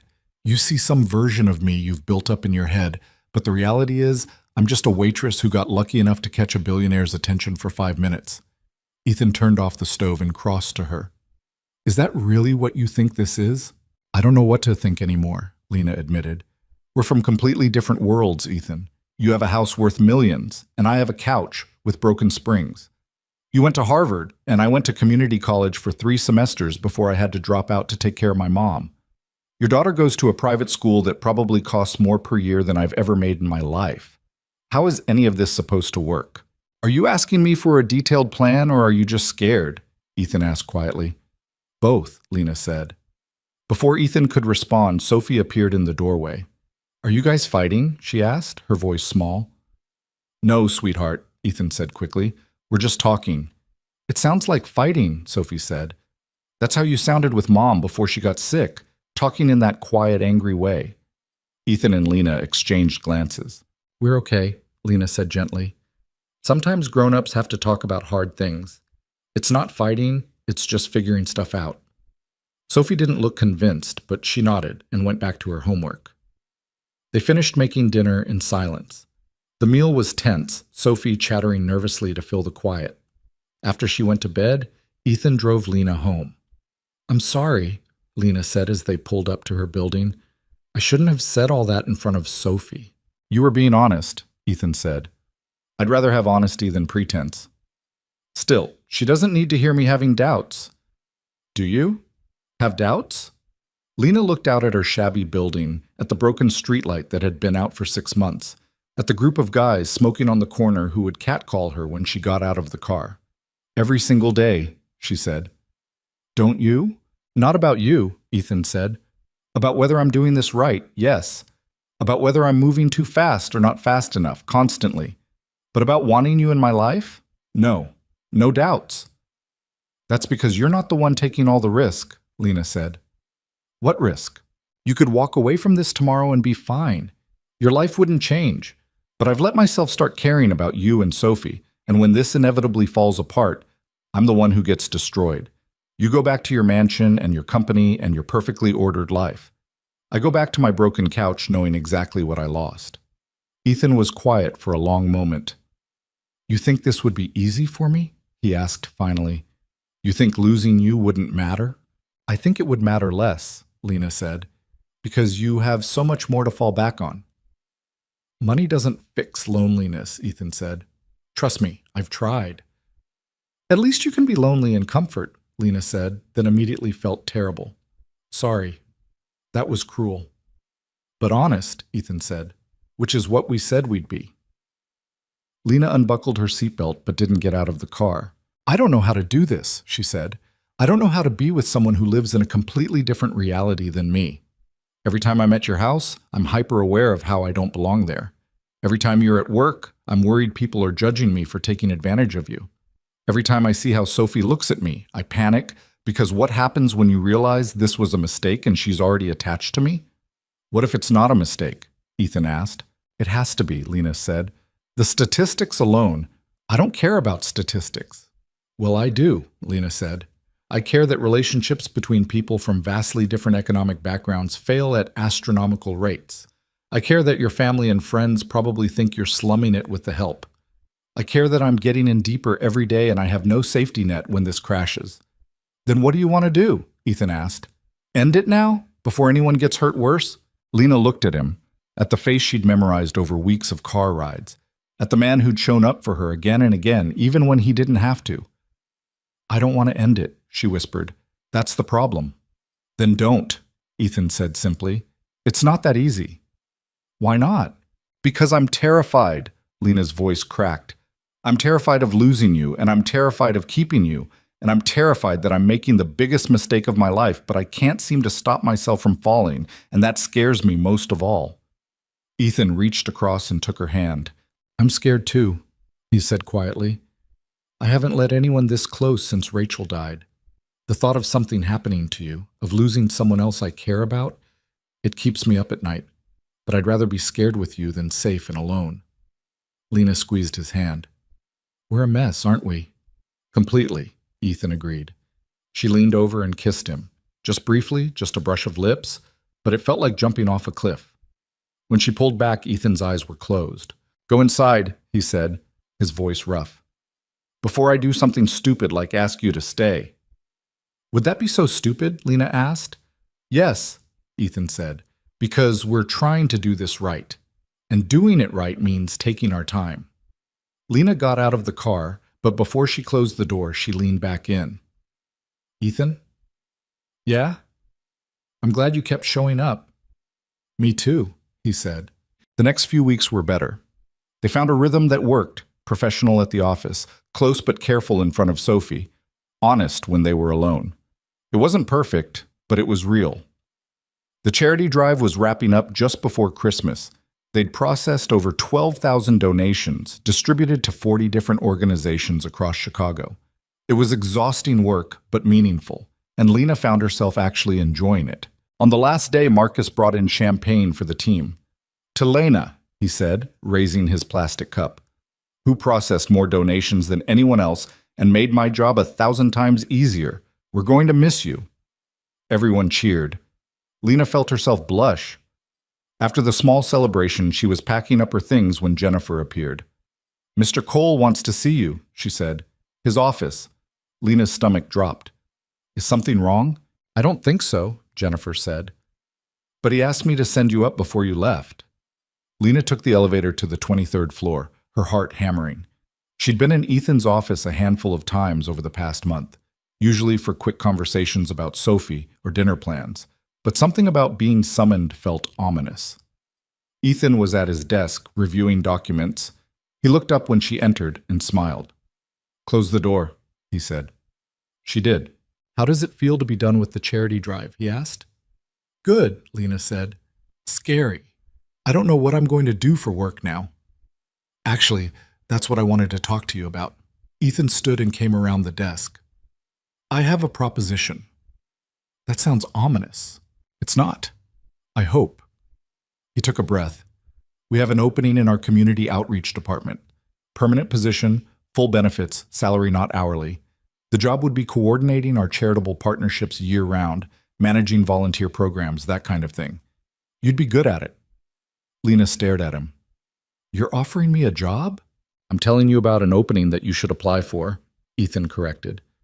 You'd have to interview with HR like anyone else. I can't just hire you without process. It would be inappropriate, Lena finished, like everything else about this. That's not what I meant. Isn't it? Lena crossed her arms. Let me guess. This opening just conveniently appeared right when my temporary position ended. It's a real position, Ethan said. We've been planning to create it for months. The timing is coincidental. I don't believe in coincidence, Lena said. Then believe in the fact that you're qualified. You've proven over the past month that you're organized, efficient, and genuinely care about the work. Those are the exact qualifications we need. And the fact that we're sleeping together has nothing to do with it? We're not sleeping together, Ethan said, his patience clearly wearing thin. But we're involved, romantically, whatever you want to call it. That's a conflict of interest. Only if I'm your direct supervisor, which I wouldn't be. You'd report to the head of community relations, not to me. Lena paced the office. This is exactly what I was afraid of. You using your position to help me. I'm not using anything, Ethan said. I'm telling you about a job opening. What you do with that information is up to you. What if I don't get it? What if I interview and they decide I'm not qualified? Then you don't get it, Ethan said simply. I won't interfere either way. Lena stopped pacing and looked at him. Promise? I promise. This is your decision, Lena. I'm just giving you the option. She thought about it. A real job. Salary, benefits, stability. The kind of work that actually meant something. It was everything she'd needed without knowing how to ask for it. It was also terrifying. What happens if we break up? She asked. If this thing between us doesn't work out and I'm working here, how awkward will that be? Extremely, Ethan admitted, but I'd like to think we're both professional enough to handle it. You have more faith in humanity than I do. One of us has to, Ethan said. Lena took a breath. Okay, I'll apply. But if I get it, it's because I earned it, not because of you. Agreed, Ethan said. She interviewed the following week. The head of community relations was a woman named Patricia, who'd been with the company for 15 years. She was thorough, professional, and gave no indication whether she knew about Lena's connection to Ethan. We'll be in touch, Patricia said at the end of the hour-long interview. 3 days later, Jennifer called. You got the job, she said. Congratulations, you start January 2nd. Lena stood in her apartment, phone in hand, feeling dizzy. She had a real job, with benefits, making $48,000 a year, which was more money than she'd ever imagined earning. She called Ethan. I got it, she said when he answered. I know, Patricia just told me. Congratulations. Did you have anything to do with the decision? No, Ethan said firmly. Patricia makes her own hiring choices. I stayed completely out of it. Okay, Lena said. Okay, I just needed to hear you say it. You earned this, Ethan said. Now celebrate. Lena hung up and looked around her shabby apartment. For the first time in 8 years, she could see a way out. She could afford a better place, could get her mom better care, could buy shoes without holes in them. She called her mother into the living room and told her the news. Her mother cried, and Lena cried, and they held each other on the lumpy couch that had been home for too long. 2 weeks before Christmas, Ethan invited Lena to a charity gala his company was hosting. "It's black tie," he warned, "very formal. You'd be going as my date, which means people will definitely talk." "I don't have anything to wear to something like that," Lena said. "I can—" "Don't," Lena interrupted. "Don't offer to buy me a dress. I'll figure it out." She borrowed a dress from a coworker at her old diner job, a simple black thing that was slightly too big but would work. She did her own makeup, pulled her hair into a bun, and tried not to think about how out of place she was going to feel. Ethan picked her up at 7. When she opened the door, he stared. "You look beautiful," he said. "I look like I'm playing dress-up," Lena said, "but thanks." The gala was at a hotel downtown, the same hotel where she'd worked catering shifts dozens of times. It felt surreal walking in through the front entrance instead of the service door. The ballroom was full of Chicago's elite, politicians, business leaders, society people whose names Lena recognized from newspapers. Everyone was beautiful, polished, expensive. Lena felt like a fraud. "Breathe," Ethan murmured in her ear. "You belong here as much as anyone." "That's objectively not true," Lena whispered back. He introduced her to people whose names she immediately forgot. She smiled and nodded and tried not to feel like the help masquerading as a guest. Dinner was served. Lena sat at Ethan's table, hyper-aware of which fork to use, whether she was holding her wine glass correctly, if she was chewing too loudly. The woman next to her, dripping in diamonds, asked what Lena did for a living. "I work in community outreach," Lena said, "for Coal International." "Oh, how nice," the woman said in a tone that suggested it wasn't nice at all. "And how did you meet Ethan?" "He gave me a ride when I missed my bus," Lena said honestly. The woman's perfectly shaped eyebrows rose. How romantic. It didn't sound like a compliment. After dinner, there were speeches. Awards given to generous donors. A presentation about the company's charitable initiatives. Ethan was called to the stage to say a few words. Lena watched him up there, comfortable and confident in a way she would never be in these settings. He talked about responsibility and giving back and using success to help others. Everyone applauded. When he returned to the table, a man Lena didn't recognize clapped him on the shoulder. "A great speech, Cole, though I have to say I'm surprised to see you here with a date. We all thought you'd be married to your work forever." "Things change," Ethan said mildly. The man looked at Lena with poorly disguised curiosity.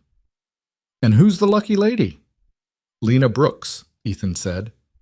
"Lena, this is Richard Ashford. He sits on our board." "Pleasure," Richard said, shaking her hand. His grip was slightly too firm, his smile slightly too assessing. "How long have you two been seeing each other?" "A few months," Ethan said before Lena could answer. Richard said. "Well, you're certainly full of surprises these days, aren't you?" He walked away, leaving an uncomfortable silence. "He seems lovely," Lena said dryly. "He's a nightmare," Ethan agreed. "But he controls a significant number of board votes, so I have to be nice to him." "Politics," Lena said. "The worst kind," Ethan agreed. Later, during the dancing portion of the evening, Ethan led Lena onto the floor. She'd never learned to ballroom dance properly, but he guided her through it. "You're tense," he said quietly. "I'm terrified of stepping on your feet." "I meant emotionally." "I don't belong here," Lena said. "Everyone knows it. That Richard guy looked at me like I was something you scraped off your shoe." "Richard looks at everyone like that," Ethan said. "It's not personal." "It feels personal." "Do you want to leave?" Lena looked around at the glittering crowd, the crystal chandeliers, the wealth dripping from every corner of the room. "No," she said. "I want to stay and prove I can handle this." "You don't have to prove anything," Ethan said.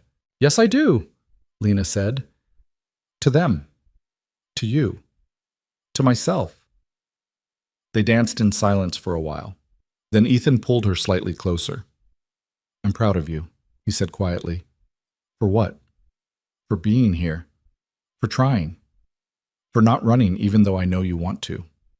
"How do you know I want to run?" "Because I know you," Ethan said. And because you get this look in your eyes when you're about to bolt, you're wearing it right now. Lena tried to smile. That obvious? Only to me. The song ended. A new one started. They kept dancing. And then across the ballroom, Lena saw someone she recognized. The event coordinator from the catering company. The woman who'd fired her 6 weeks ago. Their eyes met. The woman's face went through several expressions. Surprise, recognition, confusion, and finally something that looked like vindication. Lena could practically see the woman doing the math. The fired waitress was here as a guest, on the arm of Ethan Cole himself. The rumors would spread before the night was over. "We need to go," Lena said suddenly. "What? Why?" "Please, I need to leave."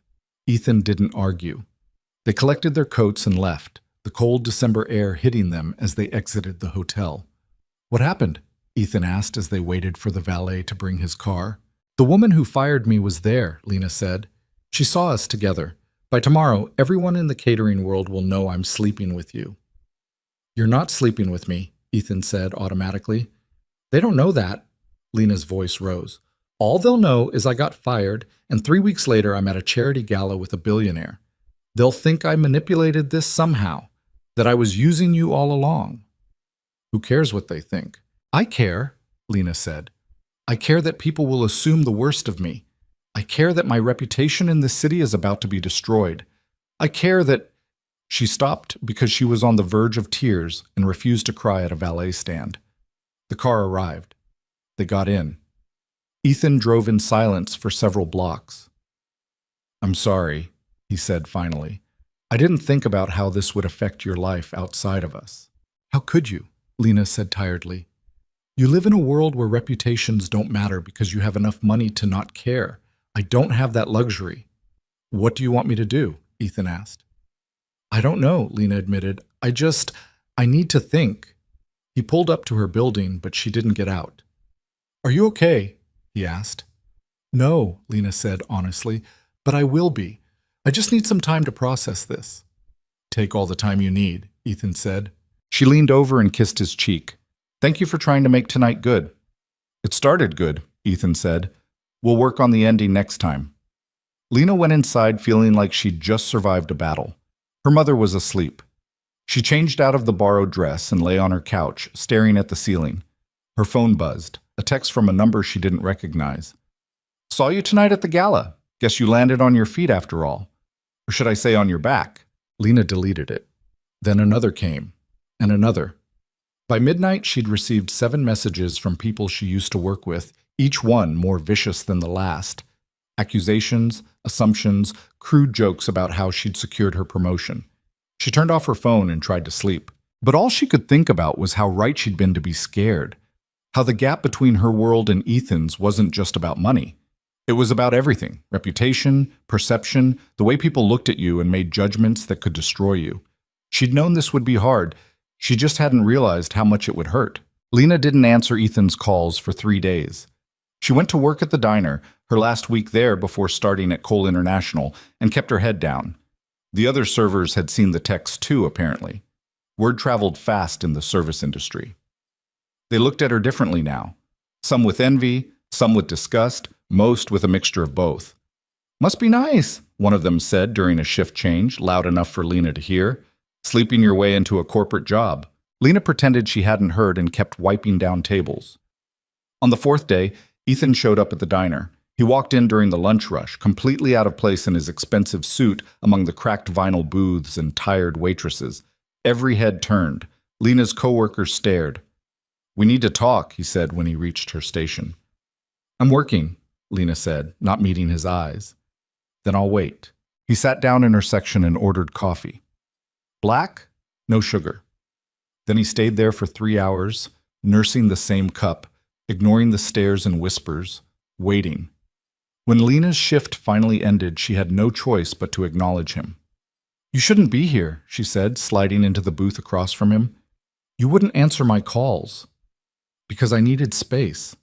"It's been 4 days, Lena. That's not space. That's avoiding." "Maybe I was avoiding," Lena said.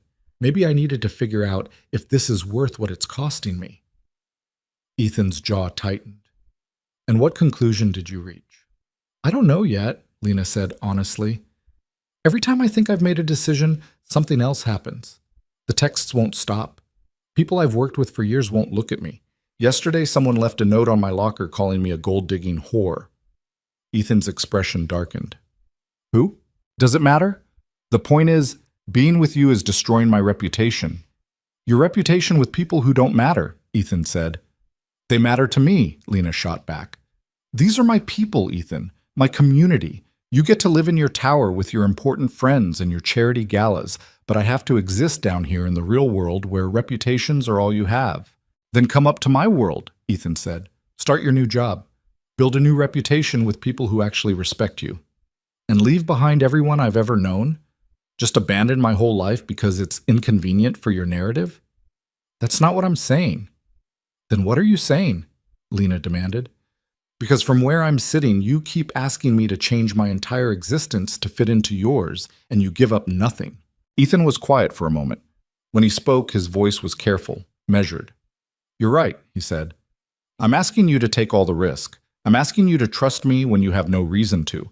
I'm asking you to step into a life that doesn't feel like yours while I stay comfortable in mine. That's not fair. No, Lena agreed. It's not. So what do you want me to do? How do I make this more equal? Lena looked at him, at this man who'd driven her home on cold nights, who'd paid for her mother's medication without hesitation, who had a 6-year-old daughter who asked if Lena was her dad's girlfriend. I want you to understand what you're asking of me, she said quietly. I want you to see that every step I take toward you is a step away from everything I've ever known. And I want you to be honest about whether I'm worth that kind of sacrifice from you. You are, Ethan said without hesitation. You don't know that. You barely know me. I know enough. You know the version of me that exists in your car and at your dinner table, Lena said. You don't know the version that can't pay her rent or panics about grocery money or lies awake at night wondering if her mom's going to die because she can't afford better care. You don't know the version that's angry and resentful and tired of being poor. You've only seen the parts of me that are convenient for you. That's not true, Ethan said. Isn't it? Lena challenged. When have you ever seen me at my worst? When have you seen me truly struggling, not just temporarily inconvenienced? You've seen me tired and frustrated, sure, but you've never seen me desperate. You've never seen me when there's no hope left, and I'm just surviving out of spite. That's the real me, Ethan, and I don't think you'd like her very much. Ethan reached across the table and took her hand. Try me, he said. Lena pulled her hand back. I can't, because if I show you that version and you walk away, I won't survive it. I've already let myself care too much. If I let you all the way in and you decide I'm not worth the complication, it'll break me.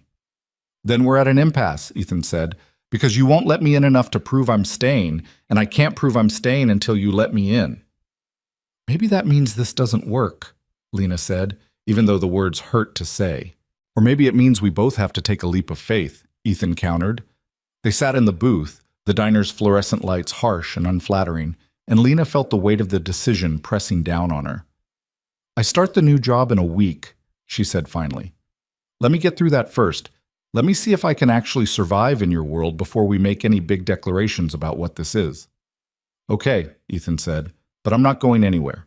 Just so we're clear. We'll see, Lena said.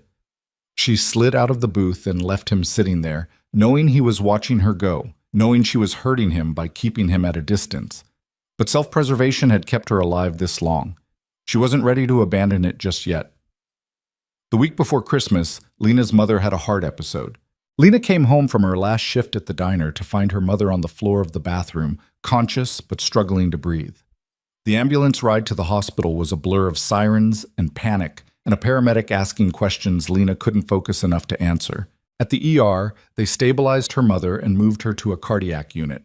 The doctor, a tired woman with kind eyes, explained that the medication wasn't working as well as it should. Her mother needed a procedure, possibly surgery, definitely more intensive treatment. How much? Lena asked. The doctor hesitated. With your insurance, you'd be looking at around $15,000 out of pocket. We can set up a payment plan. $15,000, Lena repeated numbly. She sat in the waiting room after the doctor left, doing math that didn't work no matter how many times she tried. Her new job had better insurance, but it hadn't kicked in yet. She had maybe $3,000 in savings, money she'd been carefully building from the charity drive job. Nowhere near enough. Her phone was in her hand before she consciously decided to use it. "Lena?" Ethan answered on the first ring. "Is everything okay?" "My mom's in the hospital," Lena said, and her voice cracked. "Her heart. She needs surgery, and I don't have the money, and I know I said I didn't want your help, but I don't know what else to do." "Which hospital?" Ethan interrupted. She told him. "I'll be there in 20 minutes, he said. "Don't make any decisions until I get there." He arrived in 15, Sophie in tow because apparently he'd been picking her up from school when Lena called. "Is Lena's mom going to die?" Sophie asked, her eyes wide with fear. "No, sweetheart," Ethan said, though he had no way of knowing that. "The doctors are taking good care of her." He pulled Lena aside while Sophie sat in the waiting room, coloring in a book a nurse had given her. "Tell me what they said," Ethan said. Lena explained about the surgery, the cost, the payment plan she couldn't afford even with installments. "I'll take care of it," Ethan said. "I can't let you do that." "Lena, I mean it," she said. "I can't keep taking money from you. I'm already in debt to you for hundreds of dollars. If you pay for this too, I'll never get out from under it. I'll never be able to look at you without seeing what I owe you." "Then don't think of it as debt," Ethan said. "Think of it as, what, a gift? Charity? Either way, it's me taking from you and giving nothing back." "You give me plenty back," Ethan said quietly. "Like what?" "What could I possibly give you that's worth $15,000? "You give me hope," Ethan said simply. "You give me a reason to care about something other than quarterly earnings and board meetings. You give Sophie someone who talks to her like she's a real person instead of a trophy to show off. You give me a future that doesn't look like just me and my daughter alone in that house forever. Is that worth $15,000? To me, yes, absolutely." Lena felt tears spill over. "I hate this. I hate needing you." "I know," Ethan said, "but right now your mother needs surgery and I can pay for it. Can we deal with your pride later and her health now?" Lena nodded, defeated. Ethan talked to the hospital administrators. Papers were signed. The surgery was scheduled for the next day. Lena's mother would get the care she needed, and Lena would owe Ethan Cole another piece of her independence. That night, Ethan insisted Lena stay at his house instead of the hospital. Sophie needed to sleep in her own bed, he reasoned, and Lena needed rest before the surgery. Her mother was stable and sleeping. The nurses had Lena's number if anything changed. At the house, Sophie made Lena hot chocolate and showed her drawings she'd made at school. "This one is you," Sophie said, pointing to a stick figure with brown hair. "And this is Dad. And this is me. We're all holding hands." "That's beautiful," Lena said, her voice thick. "Are you sad?" Sophie asked. "A little," Lena admitted. "Because your mom is sick?" "Yeah." "When my mom was sick," Sophie said carefully, "Dad cried a lot, but he tried to hide it. Are you trying to hide it?" "Maybe a little," Lena said. "You don't have to," Sophie said. "Dad says it's okay to be sad when people you love are sick." After Sophie went to bed, Lena and Ethan sat in his living room. It was late, nearly midnight. Tomorrow her mother would have surgery that Ethan was paying for. In a week, Lena would start a job at Ethan's company. Her entire life was becoming entangled with his, and she didn't know how to stop it. "Thank you," she said quietly, "for today, for everything."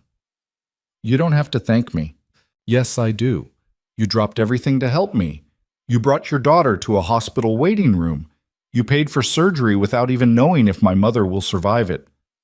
"She'll survive it," Ethan said with certainty he couldn't possibly have. "You don't know that." "No," Ethan admitted, "but I choose to believe it anyway." They sat in silence for a while. Then Lena spoke. "I'm falling in love with you," she said, "and it terrifies me." Ethan went very still. "Why does it terrify you?" "Because I've never loved anyone who had the power to destroy me. My mom, she's my responsibility, but it's different. This, you, it's choosing to give someone the ability to break me, and I don't know if I'm strong enough to survive it if you do." "I won't," Ethan said. "You can't promise that. People leave, people die. People decide you're not worth the trouble. It happens." "It does," Ethan agreed. "Rachel left, not by choice, but she left, and it nearly destroyed me. So I understand what you're afraid of, but I also know that the alternative, Never loving anyone, never risking that pain, that's not living, that's just existing. Maybe existing is safer, Lena said. It is, Ethan said, but is it worth it? Lena looked at him. This man who'd seen her at her most vulnerable and hadn't run, who'd paid for her mother's surgery without making her feel small, who had a daughter who drew pictures of the three of them holding hands. I don't want to just exist, she whispered. Then don't, Ethan said. He moved closer, and this time when he kissed her, Lena didn't pull away. She let herself fall into it, into him, into the terrifying possibility that maybe this could work. When they broke apart, both breathing hard, Ethan rested his forehead against hers. Stay, he said. Not just tonight. Stay. I have an apartment, Lena said weakly, with a broken heater and a leak in the bathroom and a couch you've been sleeping on for 8 years. Stay here. Move in. Let me help you. That's too fast. Is it? We've been circling each other for months. I think we're past too fast. What about Sophie? What will she think? She'll be thrilled, Ethan said. She's been asking when you're moving in since the second time you stayed for dinner. This is crazy, Lena said. Probably, Ethan agreed, but I'm tired of being careful. I'm tired of pretending this is casual when it's not. I'm tired of watching you leave every night when I want you to stay. So I'm asking, move in with me. Not because you need rescuing, but because I need you here. Lena looked around the beautiful house that was so different from anywhere she'd ever lived. She thought about her apartment with its stains and broken things.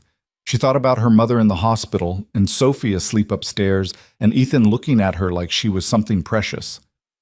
Okay, she said, but I pay rent. Lena, I'm serious. I need to contribute. I need to feel like I'm not just living off your charity. Fine, Ethan said. You can pay rent. Whatever makes you comfortable. And I get to keep my independence. I'm not becoming some kept woman who asks permission to leave the house. I would never want that, Ethan said. And if this doesn't work out, you can't use the fact that I lived here against me. It's going to work out, Ethan said. You don't know that. I do, Ethan said.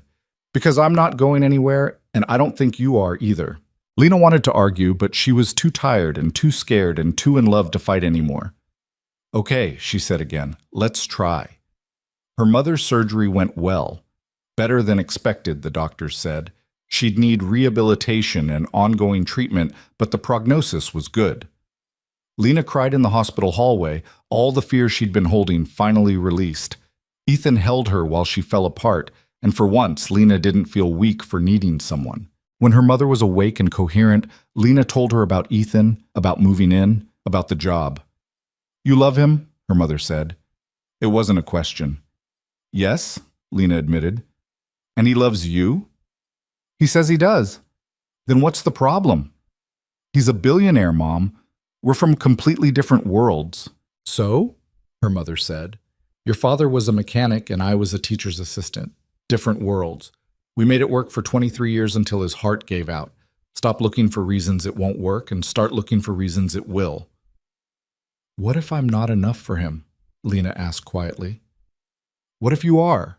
Her mother countered. What if you're exactly what he needs and you're too scared to believe it? Lena didn't have an answer for that. Moving into Ethan's house was surreal. Lena brought her few possessions, mostly clothes and books, and they barely filled one corner of the guest room Ethan insisted she use as her own space. You need somewhere that's just yours, he said. Somewhere you can go when you need to be alone. Sophie helped Lena unpack, chattering excitedly about how they could have breakfast together every morning now and how Lena could read her stories every night if she wanted. You're not my mom, Sophie said seriously as they hung up clothes. I know that, but you're something good. You're something good too, Lena said, her throat tight. The first week was an adjustment. Lena kept waiting for the other shoe to drop, for Ethan to realize this was a mistake. But he just came home from work every day, helped Sophie with homework, made dinner with Lena, and acted like having her there was the most natural thing in the world. On New Year's Eve, they stayed home. Sophie fell asleep on the couch before midnight, and Lena and Ethan sat on the back porch despite the cold, watching the city lights. I start the new job in 2 days, Lena said. I'm terrified. You'll be great, Ethan said. You have to say that. I mean it. You care about the work. That's more important than experience or credentials. The people there are going to know I'm with you, Lena said. They're going to think I slept my way into the job. Let them think whatever they want. You'll prove them wrong. You have a lot of faith in me, Lena said. More than you have in yourself, apparently. Lena leaned against him. This is the part where I'm supposed to say something profound about new beginnings, isn't it? Only if you want to, Ethan said. I don't believe in new beginnings, Lena said. I think we're all just the sum of everything that came before, trying to build something better on a broken foundation. That's pretty profound, Ethan said. Yeah, well, I've had a weird year. Me too, Ethan said quietly. At midnight, fireworks exploded over the city. Lena kissed Ethan and thought about how a year ago she'd been alone in her apartment, struggling to make rent, wondering if things would ever get better. She still didn't have all the answers. She was still scared, still worried this would fall apart, still felt out of place in this beautiful house with this man and his daughter. But for the first time in years, she had hope. The job at Coal International was exactly as hard as Lena expected. The work itself was manageable, coordinating partnerships, managing volunteers, tracking donations. But the office politics were brutal. People whispered when she walked by. A few were outright hostile. One woman in accounting made a point of asking Lena loudly at a staff meeting how she'd gotten so lucky to land such a great position with no relevant experience. I worked the charity drive, Lena said evenly, and I interviewed for the position like everyone else. I'm sure you did, the woman said with a smile that wasn't friendly. Lena wanted to quit every day for the first month, but she didn't. Partly out of spite, partly because she refused to prove the whispers right, mostly because she actually cared about the work. She visited the shelters and community centers that received Coal International's donations. She met families struggling exactly like she'd struggled. She organized volunteer events and saw the difference they made. And slowly, grudgingly, people started to respect her. Not all of them, but enough that work became tolerable, then actually good. 6 months in, Patricia called Lena into her office. I'm promoting you, she said. Head of Community Partnerships. It comes with a raise and more responsibility. You've earned it. Does Ethan know? Lena asked immediately. Not yet, Patricia said. This is my decision, not his. You've done excellent work. The partnerships you've built are bringing in more donations than we've seen in years. This is based on merit, not favoritism. Lena allowed herself to feel proud. Thank you. Just keep doing what you're doing, Patricia said, and ignore the gossip. People will always talk. Your work speaks louder. That night, Lena came home to find Ethan making dinner while Sophie set the table. It was such a normal scene now, so different from those early days of awkwardness and uncertainty. I got a promotion, she announced. Sophie cheered. Ethan smiled and pulled her into a hug. I'm proud of you, he said. I earned it, Lena said, needing him to know. I never doubted it, Ethan said. After dinner, after Sophie went to bed, Lena and Ethan sat in their spot on the back porch. A year ago, I was serving appetizers at a party in your building, Lena said, and now I'm here. Sometimes I still can't believe it. Do you miss it? Ethan asked. Your old life? Parts of it, Lena admitted. The simplicity, maybe. Not worrying about office politics or whether people thought I deserved my job. But mostly, no. Mostly, I'm just glad I'm not drowning anymore. You were never drowning, Ethan said. You were swimming. It's different.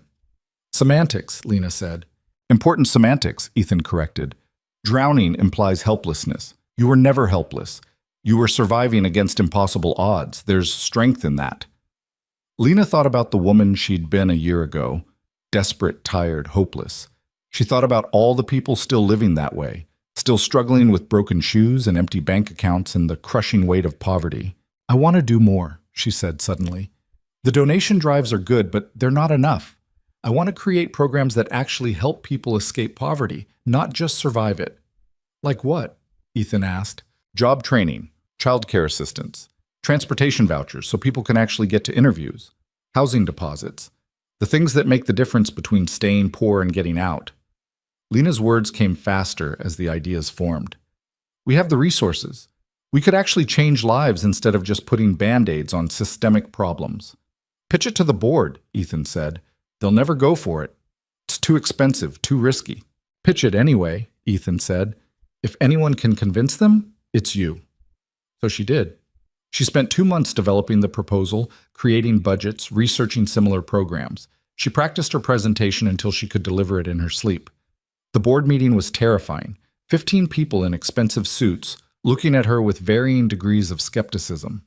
Richard Ashford, the board member from the gala, looked openly hostile. Lena presented her plan, talked about impact and sustainability and return on investment, not just in money, but in lives changed.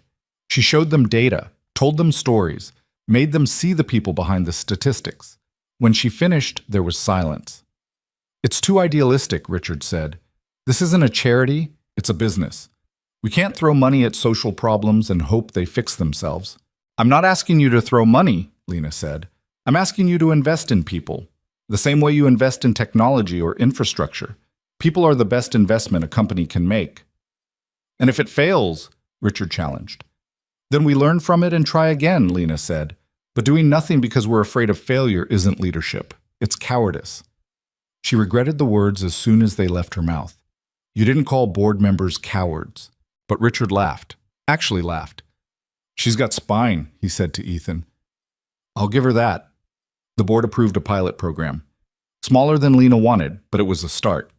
Walking out of that meeting, Lena felt something she hadn't felt in years. Not hope, exactly. More like purpose. Like maybe her struggles hadn't been meaningless. Maybe she could use what she'd learned to help others. A year and a half after that first car ride, Lena and Ethan got married. It was a small ceremony, just family and close friends. Sophie was the flower girl, taking her job very seriously. Lena's mother cried through the entire thing. They didn't have a fancy reception at a hotel ballroom. Instead, they held it at one of the community centers Lena's program supported. The same place where Lena had once served meals to struggling families, now filled with people celebrating her happiness. "This is perfect," Lena said to Ethan during their first dance. "Yeah," he asked. "Yeah, because it's real. It's us." "We're pretty good together," Ethan agreed. "We're a disaster," Lena corrected, "but we're a disaster that works." Sophie cut in on their dance, demanding her turn with both of them. They danced together, the three of them, while people cheered. Later, when the party was winding down, Lena found herself talking to a young woman who'd come through her job training program. The woman had just gotten her first real paycheck from a new job. "I wanted to thank you," the woman said. 6 months ago, I was sleeping in my car with my kid. Now I have an apartment, a job, a future, because of what you built." Lena felt tears prick her eyes. "You did the work. I just opened a door." "Sometimes that's all people need," the woman said. "Someone to open a door." After she walked away, Ethan found Lena wiping her eyes. "Happy tears?" he asked. "Yeah," Lena said. I keep thinking about who I was when we met, how desperate I was, how hopeless. And now I get to help other people feel less hopeless. It's everything," Ethan finished. "Yeah," Lena agreed. They stood together, watching people laugh and dance and celebrate, and Lena thought about the strange path that had led her here. The broken heels and missed buses, the desperate rides home, the slow building of trust with a man who'd hidden who he was so she could show who she was. It hadn't been easy. There had been fights and doubts and moments where Lena had been certain it would all fall apart. There were still hard days, still moments when she felt out of place in Ethan's world. Still people who whispered that she'd gotten lucky, that she didn't deserve what she had. But she'd learned something important. Worthiness wasn't something other people could grant or take away. It was something you claimed for yourself. She'd been worthy when she was broke and sleeping on a couch. She was worthy now, living in a mansion. The circumstances had changed, but her value hadn't. And maybe that was the real lesson. That people weren't defined by their bank accounts or their addresses or their job titles. They were defined by how they treated others, how they showed up when things got hard, whether they used their circumstances as an excuse to be cruel or as a reason to be kind. Lena had spent years being invisible to people like Ethan, and Ethan had spent years being invisible to himself, buried under wealth and expectations and loneliness. They'd found each other because neither of them was looking for what they were supposed to want. Ethan hadn't wanted a trophy wife from his social circle. Lena hadn't wanted a rich savior to rescue her. They'd just wanted to be seen, really seen, for who they were underneath everything else. "What are you thinking about?" Ethan asked. "How we almost didn't happen," Lena said. How many times I almost walked away. But you didn't, Ethan said. No, Lena agreed. I didn't. Why not? Lena thought about it. Because you kept showing up. Even when it was hard. Even when I pushed you away. You just kept showing up. Well, Ethan said, pulling her close, that's what you do when you love someone. You show up. Sophie ran over, grabbing both their hands. Come on, she said. They're cutting the cake and I want the first piece. They followed her back to the party, this makeshift family that shouldn't have worked but somehow did. Lena looked back once at the woman who'd thanked her, now dancing with her daughter, both of them laughing. That could have been Lena's story. Drowning instead of swimming, lost instead of found. But she'd gotten lucky. Not because a billionaire had picked her up in his car, though that had certainly helped.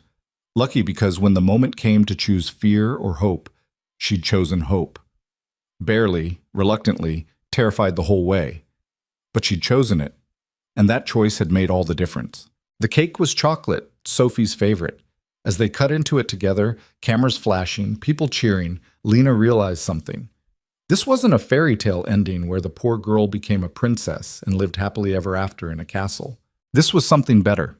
This was two imperfect people choosing each other every day, building a life that honored both their worlds instead of abandoning one for the other, using their combined resources, his money, her experience, their shared capacity for caring, to actually make things better for people who needed it. Sophie got frosting on her nose. Ethan laughed. Lena's mother took photos with a disposable camera because she didn't trust her phone. And Lena stood in the middle of it all, no longer invisible, no longer drowning, no longer afraid that letting people in would destroy her. Just loved, and loving back. And learning that sometimes the bravest thing you can do is let yourself be happy, even when you've spent years believing you don't deserve it. Because maybe in the end, everyone deserves a chance at happiness. Not just the wealthy or the beautiful or the ones who were born lucky. Everyone, including tired waitresses with broken shoes and broken dreams, especially them. The party lasted until midnight.